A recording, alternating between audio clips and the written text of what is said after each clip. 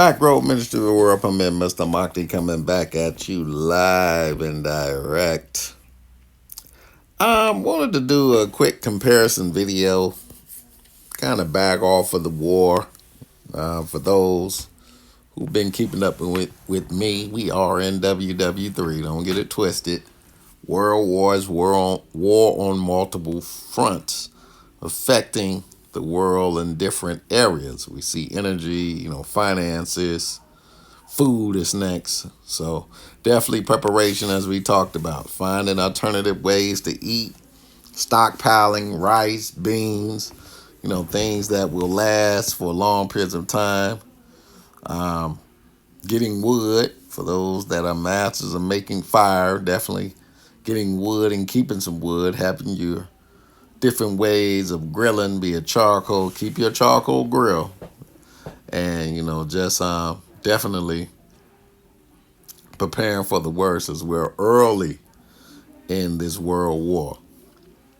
So I try to take a break and step out of that reality. And I love movies, so movies is a way that I escape and kind of de-stress from the problems of the world, although they're hard to run from. So definitely got a chance to see the new Masters of the Universe movie. Didn't go to pay to see it. I just was not impressed by the trailer. I talk about in my other movie reviews, certain trailers just make the movie look so bad. And that was sort of the case for this movie. Some things I knocked that weren't the case in this version, and then some things, of course, I knocked, and rightfully so. So I wanted to compare the 2026 movie with the 1987 version with Dolph Lundgren, just to see, it's Masters of the Universe. It's gonna be cheesy. It's He-Man. He-Man. It was a show back in my time when I was a kid growing up. We loved He-Man, but it's cheesy. He-Man's kind of cheesy, but it's a fun action and adventure story where you can kind of get lost in.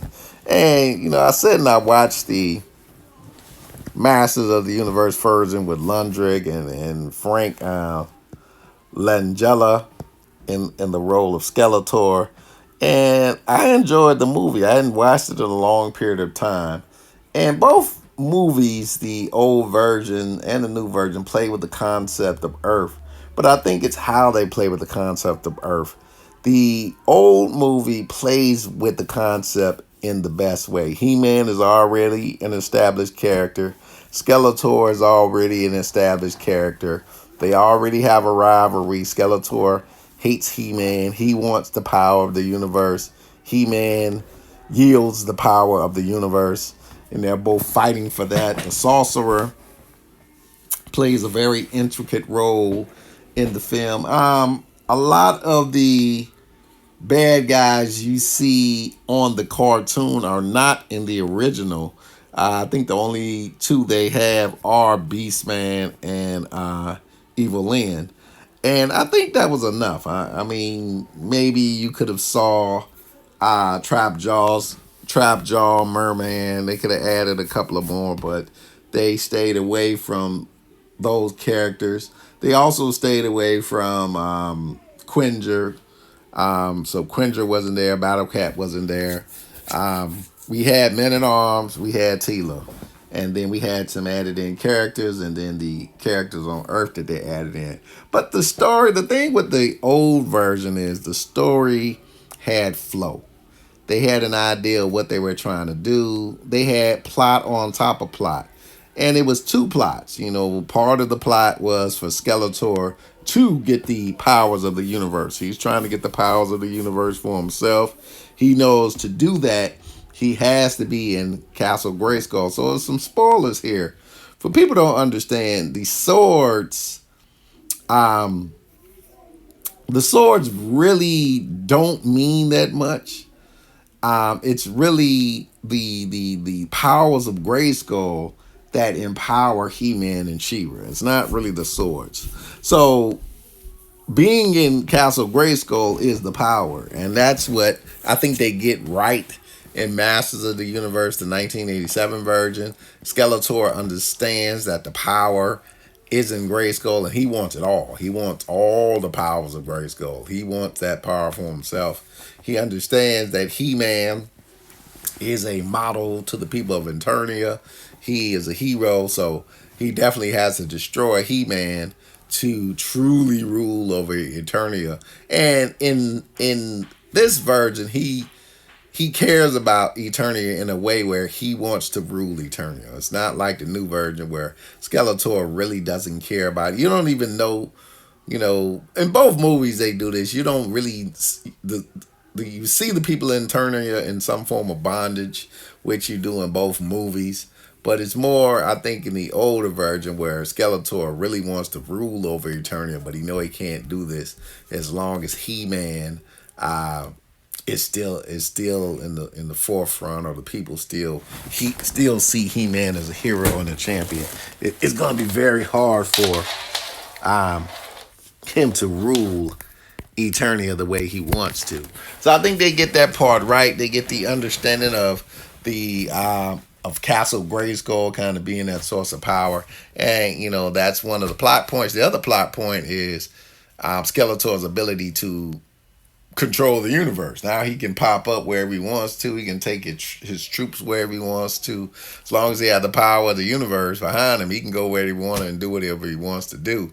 So they bring in this concept of the cosmic key as a portal to open doors to other places, and that's where Earth gets brought in when He-Man, Man at Arms, and Teela have to escape and get away because pretty much Skeletor is taking over. He's overwhelmed Eternia, and they're pretty much fighting for their life. And that's where the cosmic key comes in, and they bring in another character. But I think the movie had flow. It's cheesy, but it has flow. The editing, I'm gonna say, for a canon movie. In canon movies back in the day, of course, their special effects were trash. It keeps it together, and I want to really take my hat off to. I always say this: if a movie has a great editor, it's a great movie. And Masters of the Universe 1987 version, it has a great editor. It flows. Everything makes sense. They put things together. They just don't throw something at you and like, okay, where did that come from? They keep the movie flowing. The storytelling is strong in Masters of the Universe, the 1987 version. It all fits together. It's just not, okay, here's this piece right here. Okay, this is happening. You know why everything's happening. Everything's happening for a reason. It all makes sense. It all flows together. And the movie ends very well. They wanted to do a sequel of this movie, which I think they could have did a lot with. But at that time, canon really was in the gutter. The Superman movie, Superman 4 was trash. I mean, it really tanked it. Masters of the Universe tanked it. And it wasn't for Cyborg, which actually used the sets that they had for Spider-Man, because they did have the license for Spider-Man at one point, but lost it. If it wasn't for the movie Cyborg with Van Damme, they wouldn't have closed out or been able to kind of settle some of their debts before they got shut down. Because Canon had run it for a while, but Master of the Universe, they really went big with that and Superman that summer and kind of crashed out the company and just didn't bounce back. But I think, like I said, for the most part, movie was written well. Didn't spend a lot of time on Eternia, and I think that's what made the movie kind of work for the budget. They spent a lot of time on Earth, but it worked. It worked. In the time that they were on Eternia, they made the most of it. Time when they were on Earth, they made the most of it. But you don't have the most of the characters from the cartoon, and I think that's what the biggest for me at the time. That was one of my biggest complaints with Masters of the Universe, and I think for a lot of other people that was their big complaint to go along with the cheesiness of the effects of canon at the time. Canon, I mean, if y'all saw the Superman movie, a lot of people like Superman 4 because it is a well written movie. It's just the effects from what you had in Superman 2 and 3 to what you get in Superman 4 are just trash. So a lot of people kind of pan that movie. But I always say this is Superman 4. Superman 4 is a good Superman movie. I mean, it really is. You have to watch it because one thing about canon outside of, I'm gonna say this, American Ninja, which I think is trash and just a horrible plot. Um, they really wrote some good stories for most of their movies. If you sit there and watch, I mean, we're talking about the Delta Force, we're talking Missing in Action. They got a lot of good canon movies that are really well written. And Cyborg to me is a classic canon film. It's one of my favorite. Second to Time Cop, I would say that that Cyborg is one of my second favorite. I say Time Cop is first, and I would say Cyborg. It's my second favorite John Claude Van Damme movie. Greatly written. It's still mystery when you ask about Fender and other characters, but definitely one a very well written movie. Doesn't do a lot. It's just like Master of the Universe. It's not long. It's a quick story. Here's the plot lines. Here's what the main character's gonna do, and at the end of the day, He-Man saves the day. He's able to overcome all the obstacle that he faced and defeat Skeletor, who is a hell of an opponent in this. And Frank Langella just plays Skeletor to the max. Evil Lynn is played to the max by I think Meg Foster plays Evil Lynn. She plays Evil Lynn to the max. Man at Arms, Tila are both well represented. So I think it's a balanced movie with the characters that they give you in He-Man, the 1987 version. 2026 version, after watching it, looks great. I mean, even if by looking at the illustration board for it, the promotion board for it, the poster, as we like to say, looks great. I mean, we got Idris Elba, we got a bunch of young stars, but I always say that sometimes too much is too much. You got most of all the characters. You got even some situations that are developed situations, but I think you just got too much. And they start off the movie like they know where they're going with the story. So we start off the movie. Adam is a developed character. He's already an attorney. He knows where he's from. And then they rip off parts from Masters of the Universe 1987. So good movies watchers always pay attention. And one thing I pay attention to see, what are they going to do? Because it's really a remake of Masters of the Universe. What are they going to do as far as taking from the 1987 film? And they take the portal idea from the 1987 film. They just use the sword as a means of getting you back and forth. It's not the cosmic key, it's the sword of power itself that's supposed to send the message that gets you back home. So they take the portal idea, and Adam skedaddles through the portal, and he's separated from the sword, and then he's on Earth. Here's the problem with what they do with Adam on Earth. He ends up on Earth. Okay, he lands in the water. Who raises Adam? How does he? We see him, he's in school, he's doing this. Okay, so where does he go? Who raises Adam? Who gets him through life? We don't know. We're introduced to Adam when he's older, in his 20s, and he's telling stories of Eternia and doing all this stuff. I mean, this would put a child in a loony bin. I mean, a child would be in the mental health facility if he's talking this way. But we get a 22-year-old who's, telling the story of where he's from, and everybody think he's loony. He does human resources, but we don't know who raised him.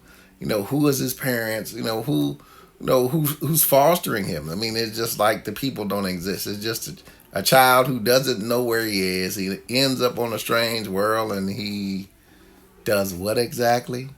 So that's the first part, and that's what I mean by plot lines where you place a character somewhere, and then like, okay, this is what happened, and then okay, here we are.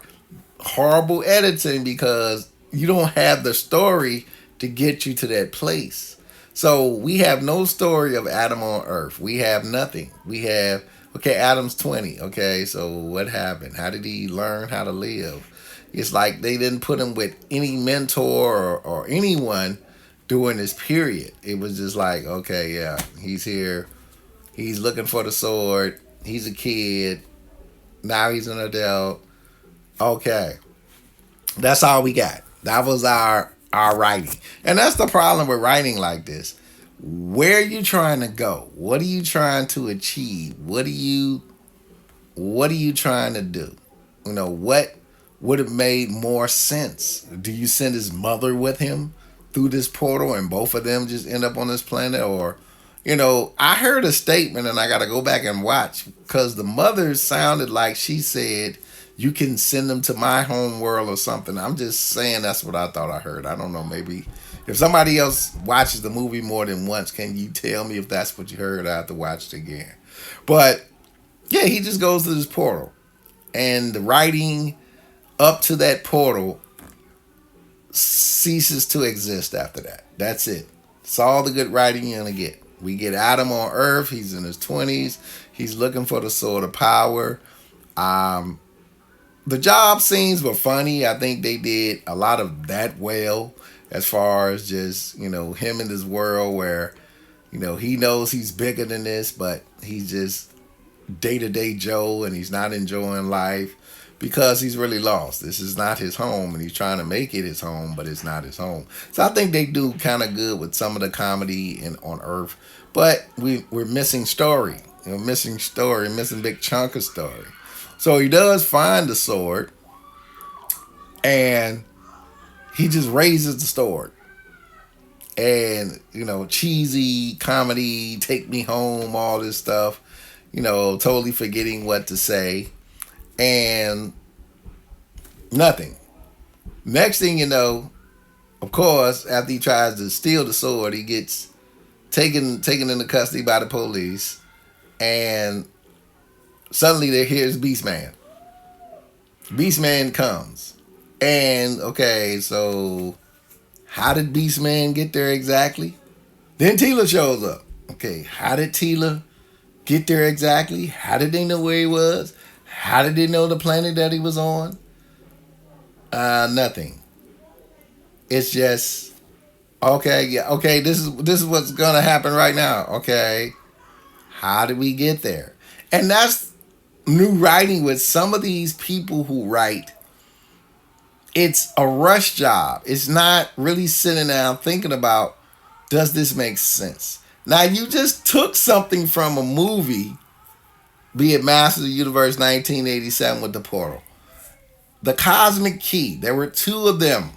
So when one of them got activated, the other one activated itself, telling coordinates. So you could peek the coordinates of where the person was hiding once that key was activated. Meaning, don't activate the key because on the other side it will be activated, and they're looking for the other key and the other individuals with the key.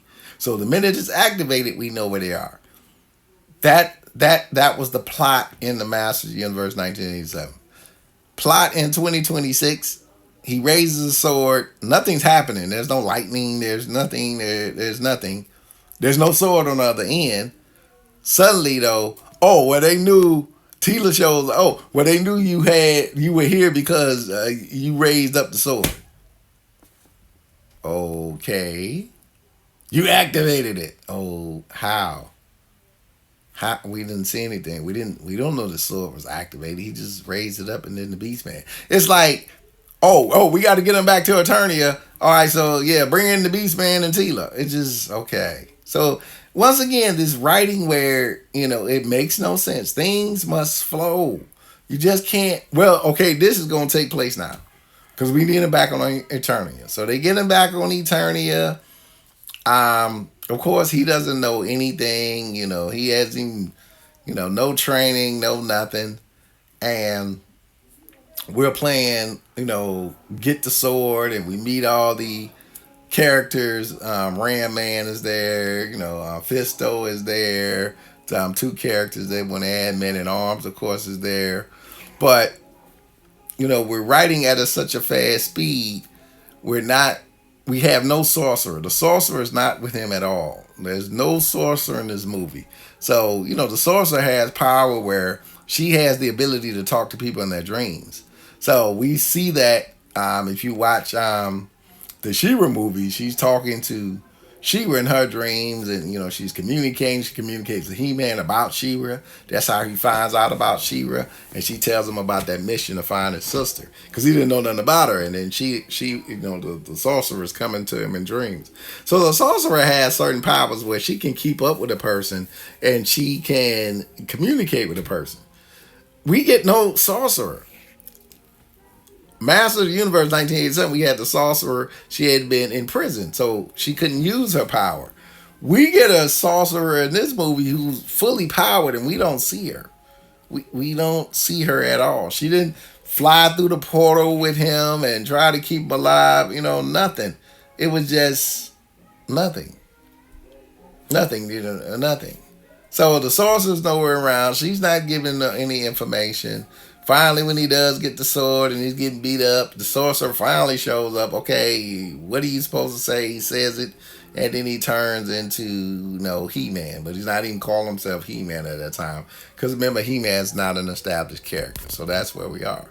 So my biggest problem with the film is you really don't establish him. As you go through the movie, you establish him, but you really don't establish Adam as anything until we're close to the end of the movie, and there's no guidance. There's no true guidance. He's trying to find himself, but there's no real true guidance until like the end of the movie where we start getting these guidance points, and he figures out that Grayskull is the power, and he now holds the power because there's no communication from the sorcerer. She's not communicating with anybody. She shows up almost at the end of the movie and talk about, oh well, you got the power. Okay, where were you like 15 years ago when I was in a hole when I went through a portal? So it's just all over the place with the writing, and just they got some funny parts in there, but it's not cohesive. It's not a flow. It's just things are happening. And then somebody had said something about the comedy. I understand what they're saying. You can have comedy in a movie, but once it's just total comedy all the way through, you kind of lose the movie. I mean, okay, it's a comic book, not even a comic book movie. This is more of a toy movie. But at the same time, why can't it have an air of seriousness? You can have some funny parts, but this is a serious situation, and they don't take it like that. They take it as it's a comedy situation. Every situation is a comedy situation with a couple of serious situations dipped in there just for measure. Masters of the Universe 1987 has funny parts, but it's a serious situation, and everybody knows it's a serious situation. Skeletor is not play in Masters of the Universe 1987. Evil-Lyn is not play in Masters of the Universe 1987. She's got one part where she pretends to be a person's mother so she can get the cosmic key. So she's definitely an evil, very evil person in that movie. We don't see Evil-Lyn. Evil-Lyn is more like the abused wife in the 2026 version. She really doesn't show how powerful she really is. She got one scene where we truly see her power, where we should have been introduced to how powerful she was earlier, but we don't get that. Now we get all the super fighting women in the show, but we don't get Evil-Lyn showing her power. She's more the abused woman throughout the course of the movie. Skeletor, Jared Leto Skeletor, good at times, but sometimes campy. So it's hard to take his Skeletor serious. He's very evil, so he is evil. But at sometimes he's a little bit too campy. Kind of like on a cartoon, he can be totally campy at times. So they tried to mix that in with that version of Skeletor. But I really didn't take him that serious. I knew he was an evil guy, but it was hard to take him serious. And what was his motivation? It's like he really didn't have a motivation. If you compare the two Skeletors, Skeletor from the 1987 movie had a motivation. We knew He wanted ultimate power. He wanted to rule the universe. He just didn't want to rule Eternia. He wanted it all. So we knew what his ultimate end game is. Skeletor in this movie, okay, what is he really looking for? He doesn't understand the power. Skeletor in the 1987 movie did understand the power. That's the difference between the two and their ultimate end game and goal, and why He-Man knows he has to stop Skeletor in the 1987 movie. He can't let him control the universe. They're fighting for the universe, thus the title Masters of the Universe, because in checkerboard board philosophy, you want to go there. That's a very powerful and significant role, to have that and be one of those masters. So he was fighting for something real. Skeletor in this movie, we don't know what he was fighting for. I mean, he wants the power. He doesn't even know how to get the power. I mean, it's like he's just a ditto head. And you remember the cartoon. Here's the problem with what they're doing. The cartoon already establishes that Castle Grayskull is the power. If you watch the cartoon, you know Castle Grayskull is the power because Skeletor is always trying to take over Castle Grayskull. He's always trying to get his hand on Castle Grayskull and the powers of Grayskull. So he already knows Castle Grayskull is the power. On this one, he's like a dimwit. Like he don't know. Like he can have this sort of power in Snake Mountain and wield the. No, he already knows he can't. So that's the stupidity of this story here, as though he doesn't understand the powers of Grayskull. I'm like, come on, man, come on. If he's a master of the universe, he does understand the powers of Grayskull and the importance of Grayskull. We see that in the 1987 movie because he took over Castle Grayskull. We don't see that in this movie where he's like a dimwit and doesn't understand that the power is not in the sword but in Grayskull. I mean, it's just totally stupid right there. So that's kind of my review of the differences between the two movies. Um, there's some funny moments in the 2026 movie. Special effects are better, but the plot is not there. It falls apart after the I would say after the first act. It falls apart. Once we go into the second act, which is extremely long, it falls apart. So after the first act, they kind of they lose it. They can't hold it together. And second act, they try to salvage something. Third act, they try to salvage something, but the damage is done after the first act because things just stop making sense. Things just don't make sense after that. So they tried to kind of mimic some things from the 1987 version, but they missed the story because it just doesn't make sense when he gets to Earth. It just stops making sense, and you make this big time jump to try to make it make sense. But a child at 10 years old being on a planet he knows nobody there. Okay, what is he gonna do in Oklahoma City? What is he gonna do? Who raised him? Who did he grow up with?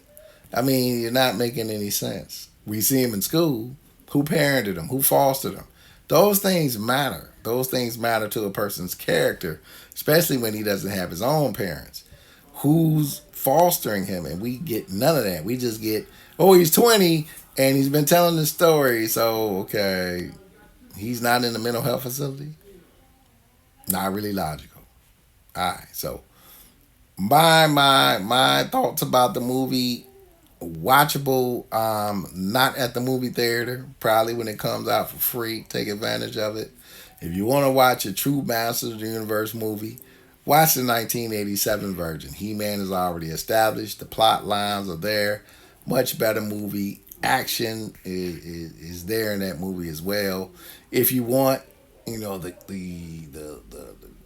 characters of the show, you get them in the new movie, but you just don't get the plot put together. The story is just not put together. It's just not a good flow for the story. Had potential, but they really missed out on a lot of things inside of their storytelling. It just wasn't cohesive. Mr. Mocky Back Row Ministry, peace and